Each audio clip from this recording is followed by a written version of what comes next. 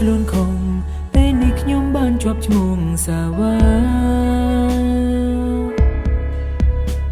ព្រោះតែលួចលាក់ស្នេហាមិនខ្វល់ពីរូបជីវ៉ាទឹកភ្នែកតែវតាដាក់ទោសខ្ញុំចង់ខ្ញុំគឺជាអ្នកធ្វើខុសគ្រប់យ៉ាង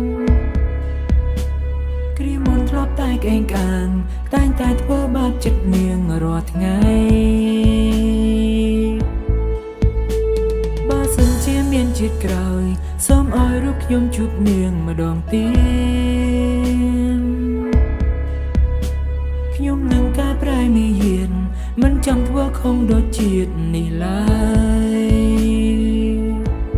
ចង់សុំទោសក្រុមយ៉ាងដែលបានធ្វើដល់នាងពីរឿងគ្រាមុន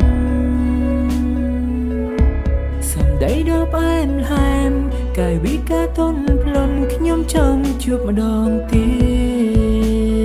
តតើអញទេបើសិនខ្ញុំចង់ជួបគេជាលើកចុងក្រោយ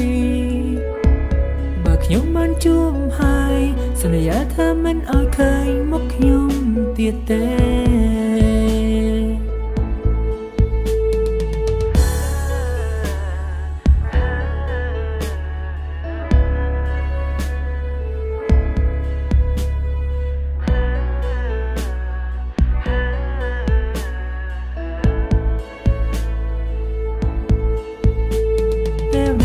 ទោះខ្ញុំចង់ខ្ញុំគឺជាអ្នកធ្វើខុសគ្រប់យ៉ា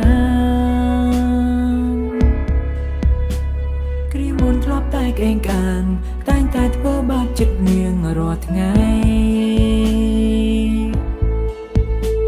បើសិនជាមានជាតិក្រោយសូមឲ្យរូបខ្ញុំជួបនាងម្ដងទៀត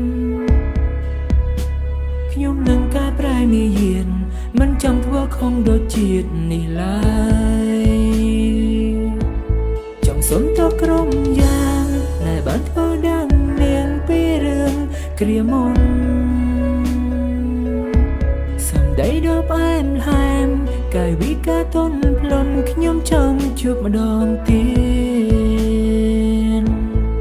តើអញទេបើសិនខ្ញុំចង់ជួបគេជាលើកចុងក្រោយ